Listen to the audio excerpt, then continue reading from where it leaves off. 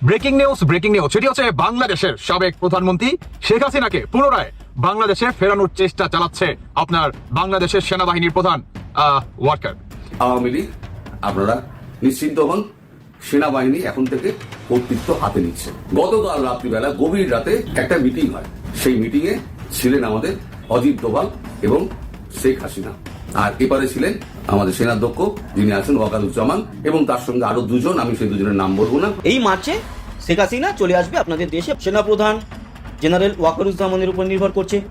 ওয়াকারুজ্জামানের কিন্তু মোটামুটি grooming complete হয়ে গেছে।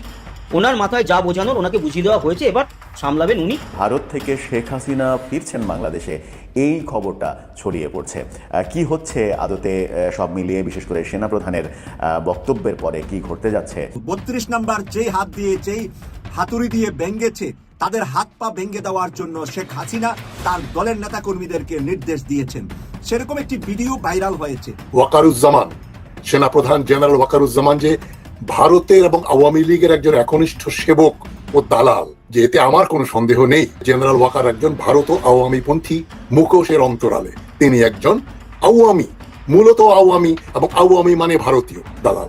এর মাঝখানে আলোচনায় কিছুটা গুঞ্জন আসছে যে স্যান্ড পার্টি নিয়ে চীন এবং আমেরিকা তারা একটা লড়াইয়ে অবতীর্ণ হয়েছে। প্রফেসর ইউনূসের সরকারকে দ্রুত বিদায় নেওয়া লাগবে এবং বিপ্লবী তৎপরতাগুলো বন্ধ করা লাগবে। আওয়ামী লীগকেও নির্বাচনে অংশগ্রহণ করতে দিতে হবে। পিনাকির মতন একটা কুকুর এই ধরনের কাজ করে যাবে, আর বাংলাদেশের মানুষ এখানে বসে আছে, অ্যাসাইলাম মারা একটা কুকুর এখানে বসে আছে। এই কুকুরটার গলা কাইটা যদি এখানে কোনো মানুষের ডেথ পেনাল্টি হবে না, লাইফ ইন দ্য প্রিজন। আপনারা দেখছেন যে এই মুহূর্তে কিন্তু ঢাকা উদ্যান থেকে একজন ছিনতাইকারীকে ধরা হলো। দর্শক সরাসরি দেখছেন সেনাবাহিনী কিন্তু তাদেরকে নিয়ে যাচ্ছে। সেনাপ্রধান ওয়াকারুজ্জামানের বক্তব্য শুনে অনেকে বলতেছে, তাহলে কি এবার দেশে আসতেছে শেখ হাসিনা? কি হবে এবার ডক্টর ইউনূসের সমন্বয়কদের? তো বন্ধুরা, শুধু তাই না, এই সেনাপ্রধান ওয়াকারুজ্জামানের কঠিন হুঁশিয়ারি সতর্ক বার্তার বক্তব্য শুনে অনেকেই কিন্তু আতঙ্কে আছেন। যাই হোক বন্ধুরা, এই সেনাপ্রধানের বক্তব্য নিয়ে পর্যালোচনা করে আমরা বেশ কয়েকটি খুবই গুরুত্বপূর্ণ তথ্য এবং ভিডিও ফুটেজ পাই, যা আজকের ভিডিওতে সেগুলোই এক এক করে ধারাবাহিকলি তুলে ধরবো। যদিও আজকের ভিডিওটা কিছুটা লং হতে পারে, তবে ভিডিওতে জানতে পারবেন সেনাপ্রধানের বক্তব্য নিয়ে এমন কিছু গুরুত্বপূর্ণ তথ্য যা জানলে আপনিও ইতিমধ্যে অবাক হতে বাধ্য। সেই সাথে আরও জানতে পারবেন বর্তমান বাংলাদেশের রাজনীতির প্রেক্ষাপট আসলে কোন দিকে যাচ্ছে। যাই হোক বন্ধুরা, ভিডিওতে আজকে আর বেশি কথা বাড়িয়ে আপনাদের মূল্যবান সময়টি আমি নষ্ট করতে চাই না। সরাসরি আজকে আমরা চলে যাব মূল ভিডিওতে, আর সেখানে আজকে আমরা দেখব এই সেনাপ্রধান যে কঠিন হুঁশিয়ারি সতর্ক বার্তা দিয়েছেন, এটা মূলত কাকে উদ্দেশ্য করে দিয়েছেন, আর তাহলে কি সত্যি সত্যি দেশে আসতেছে শেখ হাসিনা? এবার কি হবে ডক্টর ইউনূসের? চলুন আমরা ভিডিওটি দেখে আসি। দেশের সেনাপ্রধান ভাষণ দেন এবং সেনাবাহিনীর প্রধান যে কিছু একটা যে করতে যাচ্ছে, এটা কিন্তু আমরা টের পাইছি, আর এই বিষয়ে কিন্তু কথাও বলছি। এখন এত দ্রুত যে আসলে পদক্ষেপ নেওয়া হবে, এটা কিন্তু ভাবি নাই। অন্যদিকে যাদের বিরুদ্ধে নাকি পদক্ষেপ নিচ্ছে বাংলাদেশের সেনাপ্রধান ওয়াকার, আপনার তাদের পাছা মনে করেন ফুইলা লাল হয়ে গেছে। দেখেন এই ভিডিওটা। ওয়াকার সাহেব, আপনি আজকে আমাদের উপদেশ দিলেন, বললেন যে আপনার উপদেশ শুনলে দেশবাসীর লাভ হবে। তা তো ভালোই, তো দেশ কিভাবে চলবে সেই উপদেশ দ্বারা আপনি কেডা? আপনি কোন তালে বর্মিয়া? সেনাবাহিনীর কাজকে দেশে পলিসি নির্ধারণ করা, দেশ পরিচালনার দায়িত্ব সরকারের আর সিভিল প্রশাসনের। আপনারা মাঠে আছেন ইন এইড টু সিভিল পাওয়ার। আপনারা হলেন দেশের পাহারাদার, পাহারাদারই থাকেন। আপনি বলেন সেনাবাহিনী ডিসিপ্লিন ফোর্স, তো আপনার নিজের ডিসিপ্লিন কই? আপনার নিজের ডিসিপ্লিন কোথায় বলা আছে সেনাপ্রধান দেশবাসীকে পরিচালনার উপদেশ দিতে পারে? এটা কি আপনার কাজ? কি দেখছেন বলছিলাম না যে ভাই, যে এদের পাছার ভিতরে আগুন ধরে যাইব। আগুন ধরছে। আমার একটা প্রশ্ন পিনাকির কাছে, যে বর্তমান তো এটা আপনাদের সরকার, এই অন্তর্বর্তীকালের সরকার তো আপনাদের সরকার, তাহলে দেশে কেন আসতেছেন না? বলেন, দেশে কেন আসেন না? বহির্বিশ্বে থেকে একের পর এক মনে করেন বাংলাদেশটাকে কিভাবে অস্থিতিশীল করা যায় না, টাকা পয়সা খায়া আপনার যে ইউনূস সরকারের না, এখন দেশে কেন আসেন না? দেশে আসেন কারণ জানে যে দেশে আসলে আপনাদের পিছন দিয়ে ভরে দেওয়া হবে, তাই না? এর জন্য আপনারা দেশে আসতেছেন না। দেশে আসেন মিয়া, সাহস থাকলে দেশে আসেন। আর বলতেছেন যে সেনাবাহিনীর প্রধান উনি কে? দেশের সম্পর্কে উনি তো আমাদের পাহারাদার না, পাহারাদার। তো পাহারাদার উনি কথা বলবো না, কথা কি তোর বাপে বলবো? এখন মুখটা খারাপ হয়। আমাদের বাংলাদেশের সংবিধানে কি এই অন্তর্বর্তীকালে সরকার আছে? এই অন্তর্বর্তীকালে সরকারের থেকে বেশি পাওয়ার রাখে বাংলাদেশের সেনাপ্রধান। কি বুঝতেছো চান্দু? বাংলাদেশের সেনাপ্রধান বেশি পাওয়ার রাখে, তাই উনি কথা বলবো না, কথা কি তোর ওই বাপেরা কথা বলবো? 100 বার কথা বলবো। তোদের 14 জনের নামে মামলা পর্যন্ত হয়েছে। ওই যে শুনলি না প্রথম যে শুনাইলাম আপনার বক্তব্যটা শাকত স্যারের, কি শুনছেন? যে সব কটারে মনে করেন আইনের আওতায় আনা হবে এবং কঠিনভাবে তাদেরকে মনে করেন বিচারের মুখামুখি হতে হবে। সব কয়টা বাংলাদেশে এই পর্যন্ত যত লুটপাট করছস এবং দেশটাকে যে কি পরিমাণ অস্থিতিশীল করছস, পুনরায় বাংলাদেশটাকে পূর্ব পাকিস্তান বানাতে চাস, তাই না? তাহলে আমি আবারও বলতে চাই, দেশে আয়, তোদের সরকার তো আয়, দেশে আয়। পাশার ভিতরে পাওয়ার থাকলে দেশে আস নাকে, দেশে আয় কথা কো মান্দাগানা ভাই, মুখটা খারাপ হয় ভাই, প্লিজ কিছু মনে করবেন না ভাই। এদের কথা শুনলে মাথায় আগুন ধরে যায়। আর ওর মুখের বাসা তো আগে থেকেই খারাপ, মানে সিনিয়র দেখে না, আপনার জুনিয়র দেখে না, মুখ খারাপ করে মনে করেন বসে থাকে। তো কি বলবো, বর্তমান এই অন্তর্বর্তীকালের সরকার কিংবা সমন্বয়কদের বিরুদ্ধে দ্রুত মনে করেন আপনার বাংলাদেশের কি বলে যে আইন আছে বা সেনা প্রধান আছে, তাদের বিপরীতে মনে করেন ব্যবস্থা নিচ্ছে। অন্যদিকে এই সমন্বয়কদের বিরুদ্ধে কিছু গ্রুপ এদের এগেনস্টে মনে করেন দাঁড়াই গেছে, আরো পাওয়ার দাঁড়াবে, কি আরো মানুষও দাঁড়াবে, আরো পাওয়ারও মনে করেন আপনাদের এগেনস্টে মনে করেন দাঁড়াবে। পাওয়ার মানে কি, আরো আইনজীবী দাঁড়াবে, আরো জনসংখ্যা দাঁড়াবে। এই বৈষম্য বিরোধী নামে যারা নাকি বাংলাদেশটাকে প্রতিনিয়ত অস্থিতিশীল করছেন না, সব কটাকে ধরে আইনের আওতায় অবশ্যই আনা হবে। পালাবেন না, কি পালাবেন না কেউ। আর যারা নাকি এই সমন্বয়কদের ঠিকানা জানেন, তাদের উদ্দেশ্যে বলতে চাই, এরা যাতে বাংলাদেশ থেকে পালাতে না পারে, এই দিকেও আপনাদেরকে লক্ষ্য রাখতে হবে। মনে রাখবেন, সব কয়টার বিচার এই বাংলার মাটিতে হবে। কারণ বাংলাদেশের সেনাপ্রধান তিনি মনে করেন, ওই যে বলছিলাম না যে তাকে মনে করেন ভূমিকা পালন করতে হবে প্রেসিডেন্ট শহীদ জিয়ার মতো, তিনি বর্তমান আমার মনে হয় ভাই, মনটা কইতাছে ভাই, যে তিনি মনে করেন এই প্রেসিডেন্ট শহীদ জিয়ার ভূমিকা মনে করেন আইসা পড়ছে। আর এই মেজর ডালিম কিংবা এই কি বলে জঙ্গি গোষ্ঠী যে বাজার আছে, সব কয়টার এই বাংলার মাটিতে মনে করেন বিচার অবশ্যই হবে। খেলা মনে করেন শুরু হয়ে গেছে স্বাধীনতার পক্ষের মানুষের।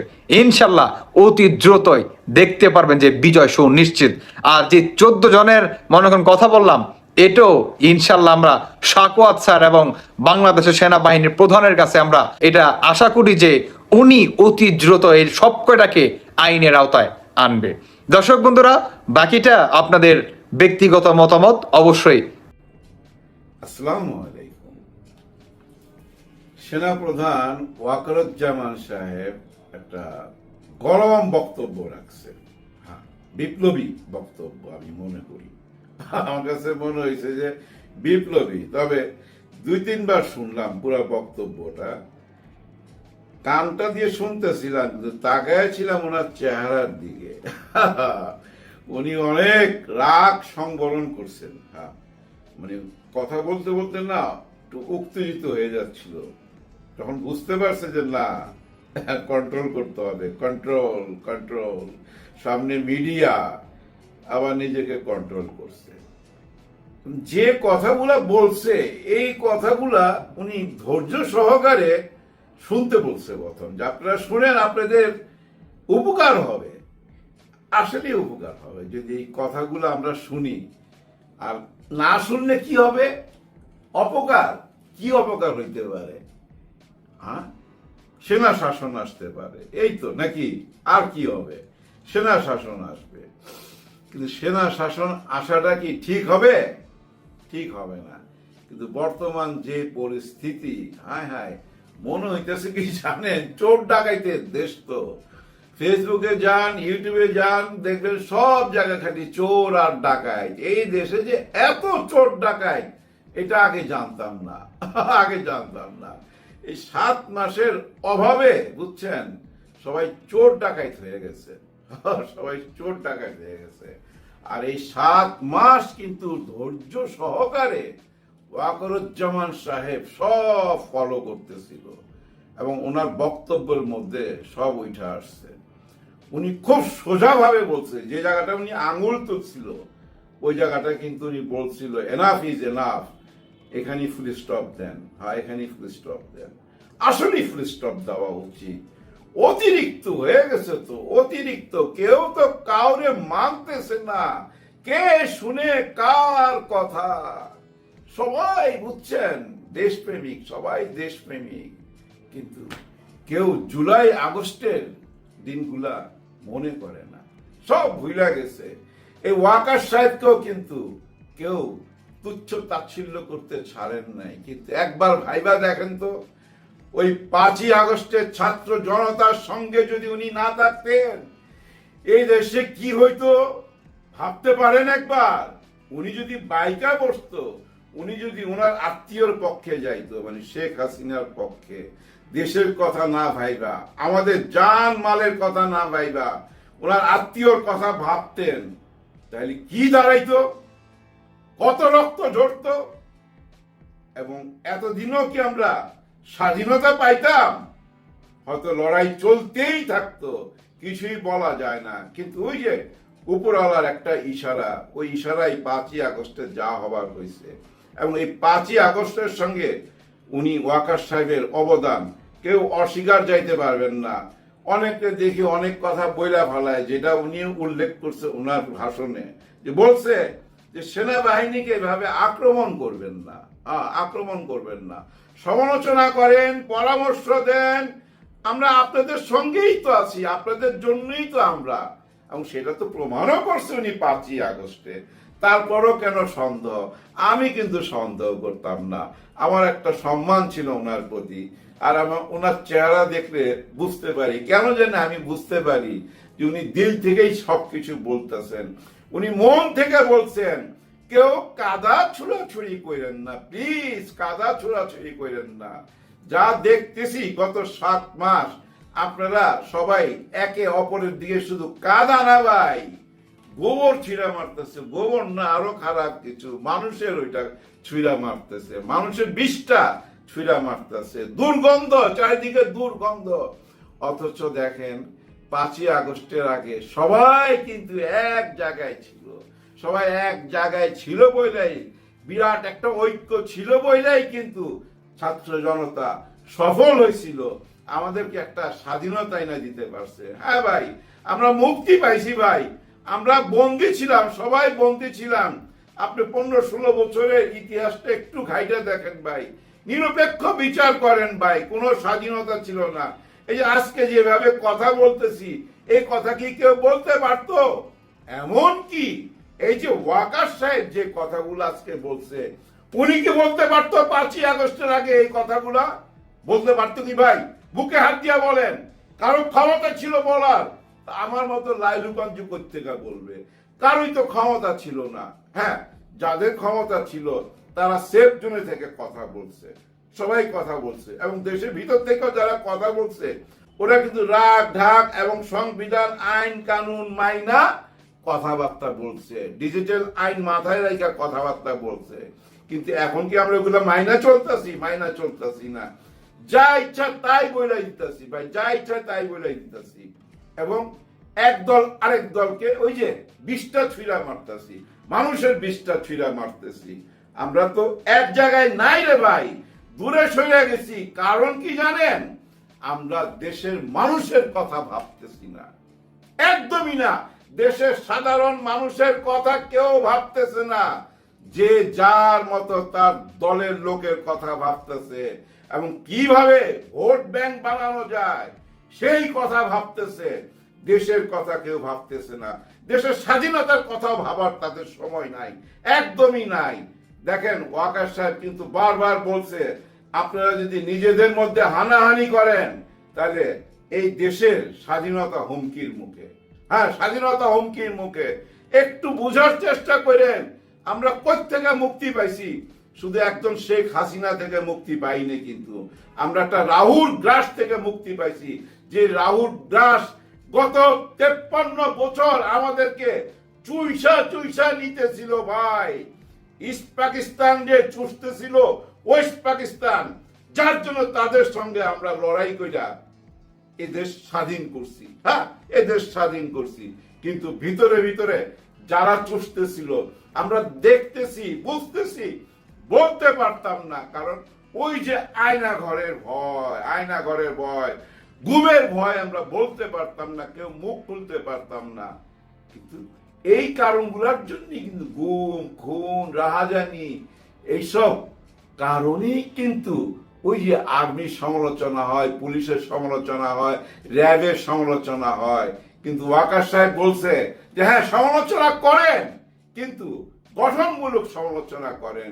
এই আর্মি, পুলিশ, র্যাব, আনসার এবং সরকারি, আধা সরকারি মানুষের কারণেই এখনো আমাদের পতাকা অক্ষত আছে, আমাদের দেশ অক্ষত আছে। আমরা যদি নিজেদের মধ্যে এরকম বিবাদ করি, তৃতীয় পক্ষ সুযোগ নিয়ে নিবে। হ্যাঁ, তৃতীয় পক্ষ সুযোগ নিবে। যেমন এখন ওই যে চোর ডাকায় তৃতীয় পক্ষ, এরা কি ভাবতেছে, হায় হায় এরা তো নিজেদের মধ্যে নিজেদের ঝগড়া বিবাদ, হ্যাঁ এরা নিজেদের সঙ্গে নিজেরা বিবাদ করতেছে, ঝগড়া বিবাদ করতেছে রাজনীতির মঞ্চে দাঁড়ায়া। সো ওই সুযোগটা ওরা নিতেছে, আর এই সুযোগটা কইরা দিতেছে কারা, এটা তো আমরা সবাই বুঝি। উনি কিন্তু ইঙ্গিত দিছে কিন্তু যে আপনারা বিবাদ করবেন, এই সুযোগ কিন্তু তৃতীয় পক্ষে নিবে। তৃতীয় পক্ষকে আমরা তো জানি, যাদের হাতে প্রচুর টাকা পয়সা আছে, ধন দৌলত আছে, তারা তো চাইবেই ভাই একটা অরাজকতা সৃষ্টি করতে। দেখেন ওয়াকার সাহেব কিন্তু বলছিল 18 মাস পর নির্বাচন, 18 মাস যাবার আগেই কিন্তু নির্বাচন হচ্ছে। হ্যাঁ, এই 18 মাস পুরো হওয়ার আগেই কিন্তু ডিসেম্বরে নির্বাচনের ইঙ্গিত দিছে। তার মানে উনি যেটা প্রথম দিন বলছিলেন, বিদেশি কোন একটা পত্রিকায় ইন্টারভিউতে উনি বলছিলেন যে 18 মাসের মধ্যে নির্বাচন হইতে পারে, তখন সরকার পক্ষে থেকে বলছিল যেটা ওনার কথা, সরকার তো বলে নাই, আমরা এখন ওই ডিসিশন দেই নাই। কিন্তু শেষ পর্যন্ত কিন্তু ওয়াকার সাহেবের কথাই ঠিক হইলো। উনি কিন্তু একটা সুন্দর দেশের স্বপ্ন দেখতেছে, আমাদেরও দেখা উচিত। আমরা এখন যেটা শুরু করছি ভাই, ওই যে দেশের কথা কেউ ভাবতেছি না, দেশের জনগণের কথা কেউ ভাবতেছি না, সবাই দলের কথা ভাবতেছি, আর ওই নির্বাচন করতেছি। এই উপদেষ্টা সরকার আসার 1 মাসের মধ্যেই কিন্তু বলা হয়ে গেছিল 18 মাসের মধ্যে নির্বাচন।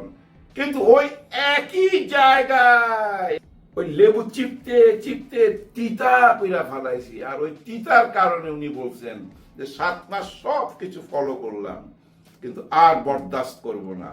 উনি সাবধান করছে, কিন্তু সাবধান করছে কাদের সাবধান করছে ভাই জানেন? রাজনীতির দলদের সাবধান করছে, সবাই সাবধান করছে। কারণ রাজনীতির দলের নেতারা যদি সাবধান হয়ে যায়, দেখবেন নিচে কর্মীরাও সাবধান হয়ে যাবে, উল্টা পাল্টা বক্তব্য রাখবে না। হায় হায়, একজনকে দেখলাম কি একটা বক্তব্য দিছে, এই বেকুব বলতেছে কোরআনের কোথায় লেখা আছে ইসলামিক রাষ্ট্র করা যাবে? কোরআন কি কোনো অনুমতি দেয় ইসলামিক রাষ্ট্র করার জন্য?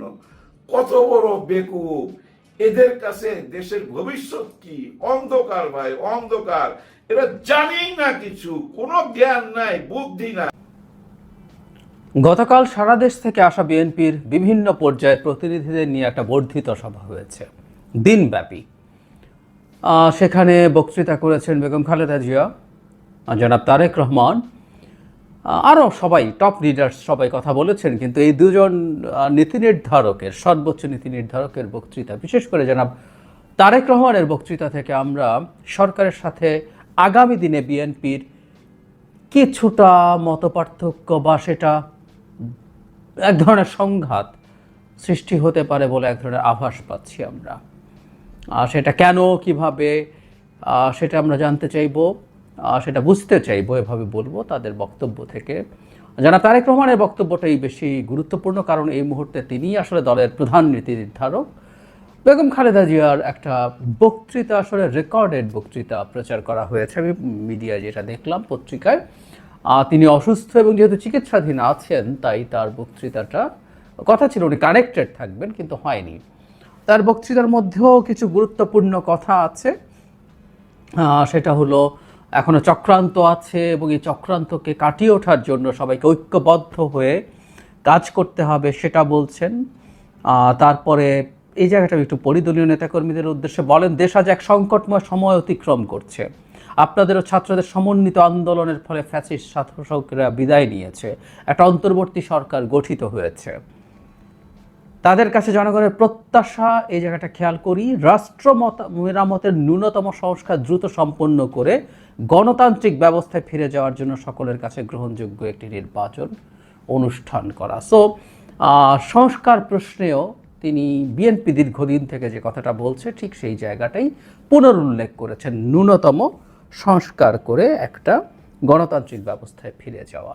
তিনি একই সাথে সবাইকে সতর্ক করে বলেছেন আমরা এমন কিছু যাতে না করি যাতে আমাদের এই বিজয়টা নষ্ট হয় বা সেটা প্রশ্নের মুখে পড়ে। আমি ধারণা করি তার দলের নেতাকর্মীদের বিভিন্ন জায়গায় শৃঙ্খলা ভঙ্গের বেশ কিছু ঘটনা ঘটেছে, সেটাকে ইন্ডিকেট করেছেন। অ্যাট দ্য সেম টাইম অন্যান্য সকল পক্ষকেও একই আহ্বান তিনি জানিয়েছেন।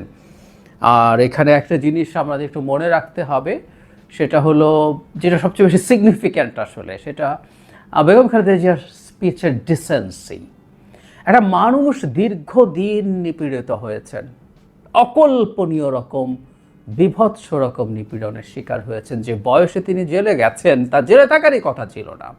একজন নারী যার বয়স অনেক, যিনি অসুস্থ, যিনি দেশের প্রধানমন্ত্রী ছিলেন, তার জামিন পাওয়ার সব রকম রাইট থাকার পরও তিনি জামিন পাননি। এমনকি তার জামিন ঠেকানোর জন্য আপিল বিভাগেও দফায় দফায় সরকার তখন গিয়েছিল, আমাদের মনে আছে। সেই মানুষটা এমনকি জেলে থেকে উনি সঠিক চিকিৎসা পাননি। ওনার নানাবিধ অসুখের মধ্যে লিভারের অত্যন্ত কঠিন একটা অসুখ, ওনার লিভার সিরোসিস আছে, যেটার জন্য এখন তিনি ট্রিটমেন্টে গেছেন। এত পরিমাণ অত্যাচার নিপীড়নের পরও তিনি একটা পাল্টা তোপ দাগেননি আওয়ামী লীগের দিকে। মানে তার ব্যক্তিগত মূল্য মানে অনেক কিছুই আছে।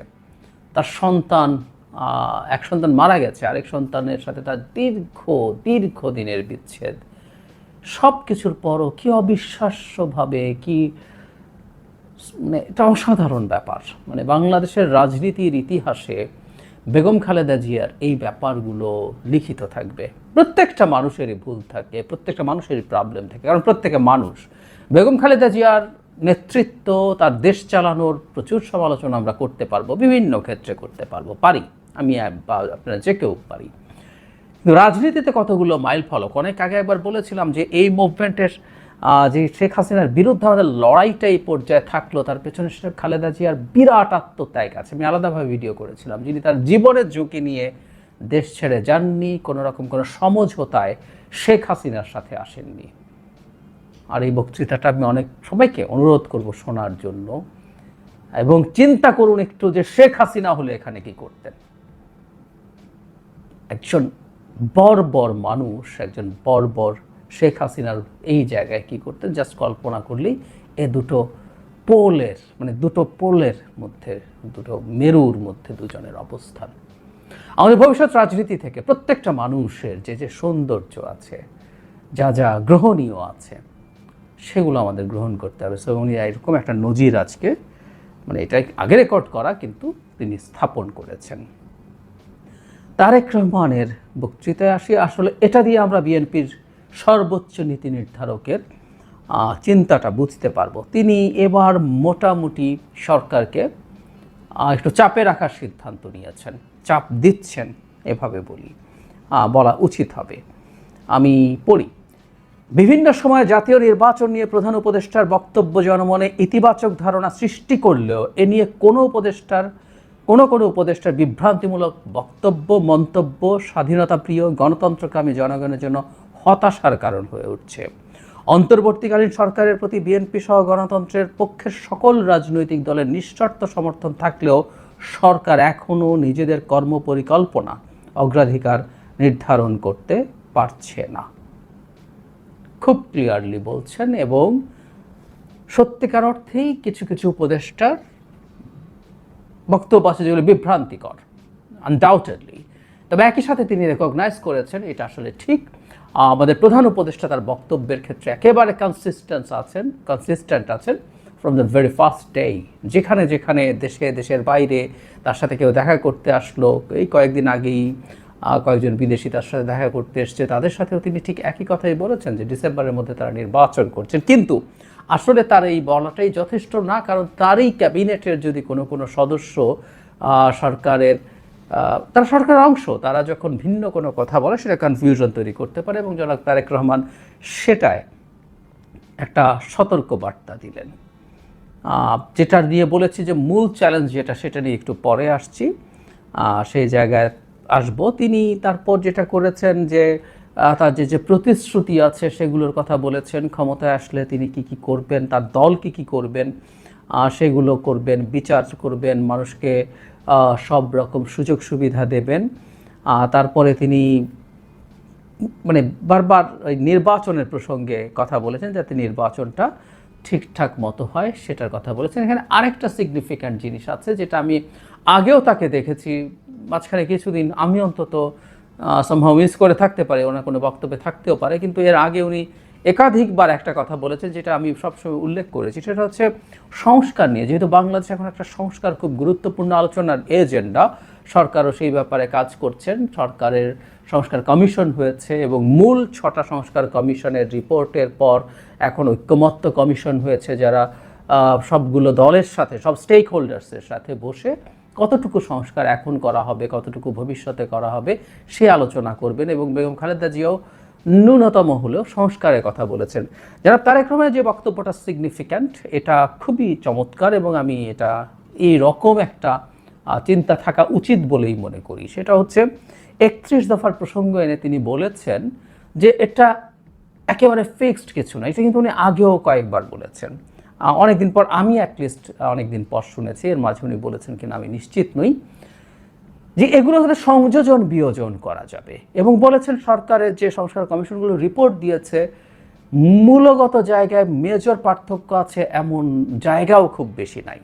সো এই রিয়ালাইজেশন ইজ ভেরি ইম্পর্ট্যান্ট, এবং এটা কোনো ভুল নাই। বিএনপি যখন বলে যে সংস্কার, যখন সংস্কার আজকে বলছে সংস্কার, আসলে বিএনপি তার বহু আগে থেকে বলছে, দ্যাট ইজ ভেরি ট্রু। তারা তাদের 27 দফা করেছিলেন, পরে গণতন্ত্র মঞ্চ সহ যুগপৎ আন্দোলনের অন্যান্য দলের সাথে মিশে 31 দফা করা হয়েছে, সেগুলো আগে থেকে বলা হয়েছে। এবং এটা মধ্যে আমার ব্যক্তিগত অপিনিয়ন, বেশ কিছু জায়গায় কিছু অস্পষ্টতা আছে। এবং শুধু সেটা না, গণ অভ্যুত্থানের আগে জনগণের এক্সপেকটেশন, বিশেষ করে আমি জনগণ বলতে আমরা যে মানুষগুলো সোসাইটির কনসাস অংশ, তাদের এক্সপেকটেশনের যে জায়গাটা ছিল সেই জায়গাটা আসলে বেড়েছেও। আমি আশা করি, বিশ্বাস করি বিএনপি এই প্রয়োজনের জায়গাটা রিয়ালাইজ করবে। এবং আমি জনাব তারেক রহমানের বক্তৃতা অন্তত দেখছি তিনি খোলা মনে আছেন। সুতরাং এই আলোচনার মাধ্যমে যদি আমরা খুবই অ্যাডভেঞ্চারাস কিছু করতে না চাই, অনেক কিছুই করা সম্ভব হতে পারে। এবং এটা ডিপেন্ড করবে ডক্টর ইউনূসের নেতৃত্বাধীন যে ঐক্যমত্য কমিশন, কারণ এই 6 কমিশনের প্রধানকে আবার নেতৃত্ব দিচ্ছেন আমাদের প্রধান উপদেষ্টা। এবার যে জায়গাটা আসলে মূল সংকট, এবং এখানে বেশ টাফ কথা উনি বলেছেন, আমরা সামনে আসলে এটাকে ঘিরে বড় সংকট দেখার সম্ভাবনা তৈরি হয়েছে, সেটা হচ্ছে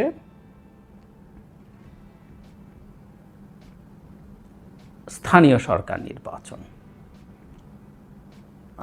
উনি কি বলেছেন সেটা একটু পড়ি। সারা দেশে খুন, হত্যা, ধর্ষণ, চুরি, ছিনতাই, রাহাজানি বেড়েই চলেছে। বাজার সিন্ডিকেটের কবলে পড়ে নিত্য প্রয়োজনীয় দ্রব্যের মূল্য নিয়ন্ত্রণহীন। বর্তমান অন্তর্বর্তী সরকার এখনও দেশের আইন শৃঙ্খলা পরিস্থিতির উপরে সম্পূর্ণ নিয়ন্ত্রণ প্রতিষ্ঠা করতে পারেনি। মানে বিএনপি আস্তে আস্তে সরকারকে ক্রিটিক করার ক্ষেত্রে কঠিন ভাষা ব্যবহার করছে, আরও কঠোর হয়ে উঠছে। এটা অস্বাভাবিক না যে সরকারের বয়স 7 মাসে পড়তে যাচ্ছে, সেই সরকারকে আসলে এগুলো ফেস করতে হবে। একটা সময় পর্যন্ত প্রত্যেকেই ছাড় দিয়েছে এবং সেই ছাড়টা নিশ্চয়ই অসীম সময় হবে না।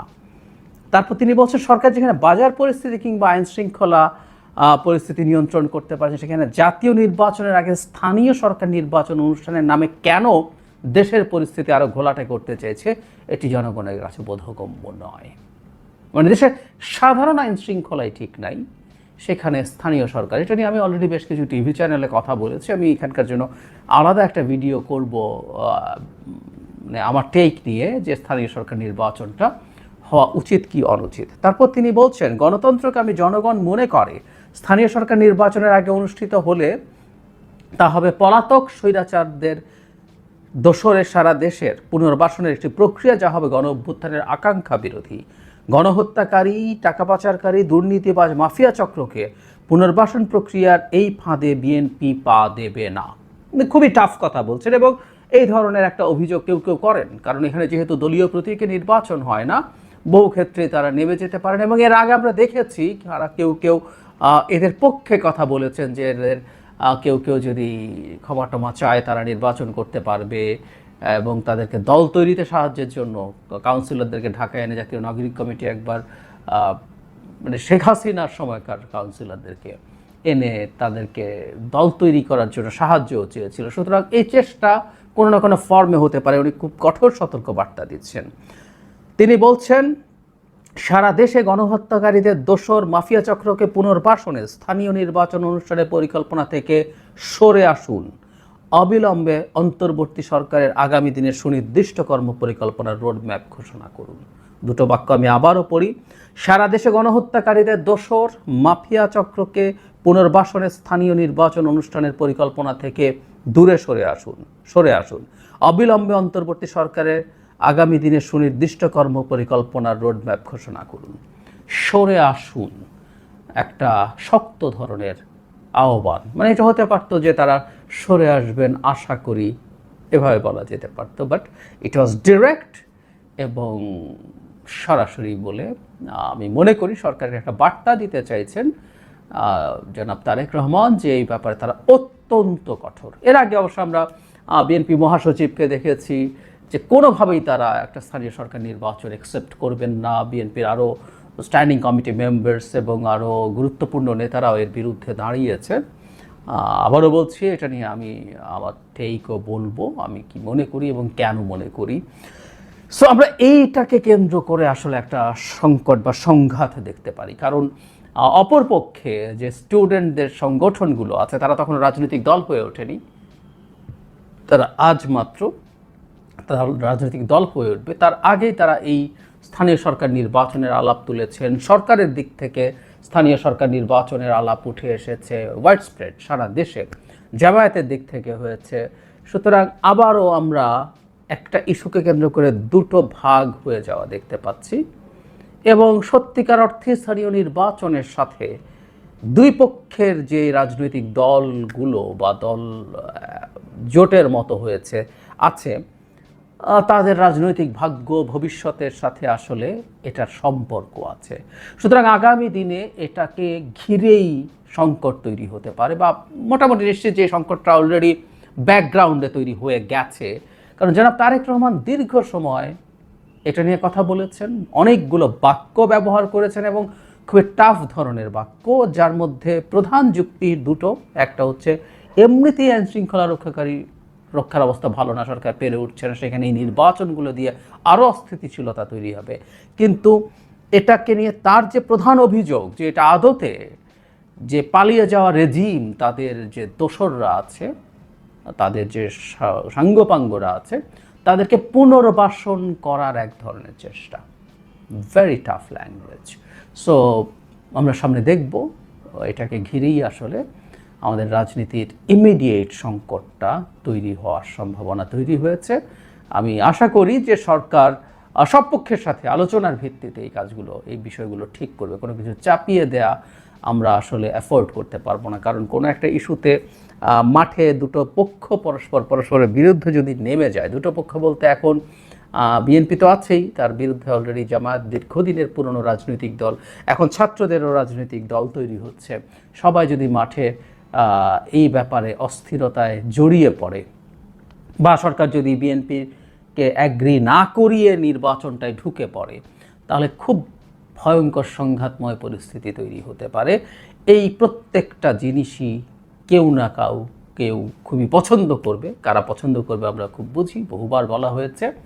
আমরা আশা করব সেরকম কোনো পরিস্থিতির দিকে দেশ এগিয়ে যাবে না। কিন্তু আমি একটা অ্যালার্মিং সাইন দেখতে পেয়েছি গতকাল এই বর্ধিত সভার। ধন্যবাদ প্রিয় দর্শকবৃন্দ, আমাদের ফুল ভিডিওটি দেখার জন্য আপনাকে জানাই অসংখ্য ধন্যবাদ।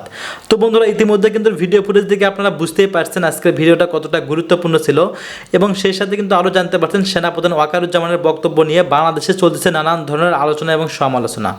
যাই হোক বন্ধুরা, এই সেনাপ্রধান ওয়াকারুজ্জামানের এই সমস্ত বক্তব্য নিয়ে আপনাদের কি মন্তব্য অবশ্যই সেটা কমেন্ট বক্সে কমেন্ট করতে ভুলবেন না। আর হ্যাঁ, এমন নিত্য নতুন আপডেট খবর সবার আগে পেতে চাইলে এখনই আমাদের এই পিচ্চি সাহেব ইউটিউব চ্যানেলটি সাবস্ক্রাইব করতে হবে। তো বন্ধুরা বুঝতে পারছেন প্রতিদিনের মতো আমরা সমস্ত একদম আপডেট নিউজ সবার আগে দেওয়ার চেষ্টা করি আমাদের এই পিচ্চি সাহেব ইউটিউব চ্যানেলে। সেক্ষেত্রে কিন্তু আমাদের চ্যানেলটা সাবস্ক্রাইব করাই যায়। যাই হোক বন্ধুরা, ধন্যবাদ, সবাই ভালো থাকবেন।